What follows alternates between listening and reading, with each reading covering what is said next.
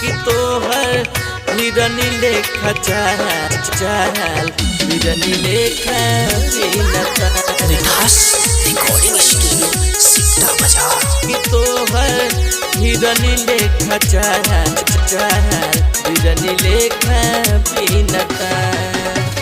पेन्हेलू जब high heel से ने दिल हो धसे जमीन जैसे धसता दिल हो धसता दिल हो धसता। हाँ पेन्हेलू जब हाई हिल से ने दिल हो धसे जमीन जैसे धसता दिल हो कि चांद जोश तुहरा मुखड़ा टुकड़ा दिल के छीनता। कि चांद जोश तुहरा मुखड़ा टुकड़ा दिल के छीनता। कि तोहर हिरनी लेखा चाल बिरनी लेखा बीनता। कि तोहर हिरनी लेखा चाल बिरनी लेखा बीनता। कि तोहर हिरनी लेखा चाल बिरनी लेखा बीनता।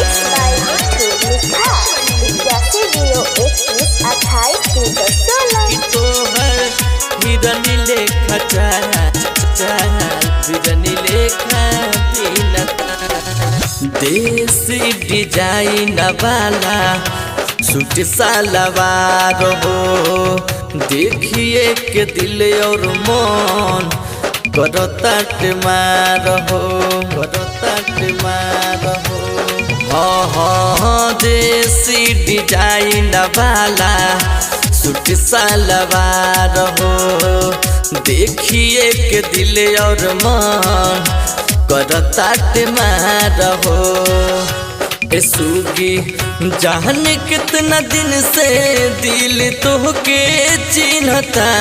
सुगी जाने कितना दिन से दिल तोहके चिन्हता। कि तोहर हिरनी लेखा चाल बिरनी लेखा बीनता। कि तोहर हिरनी लेखा चाल बिरनी लेखा बीनता। कि तोहर हिरनी लेखा चाल बिरनी लेखा बीनता।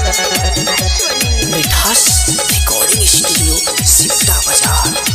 कि तोहर हिरनी लेखा चाल बिरनी लेखा बीनता। हले रंग ओढ़नी जहिया सर पे तू धइलू ओही दिन से मीठू के दिल में समैलू ए हो लाल रंग ओढ़नी जहिया सर पे तू धइलू राजात जा मुल के दिल में समैलू। नेपाली सहम साद हलचल दिन तोहरो गिनता।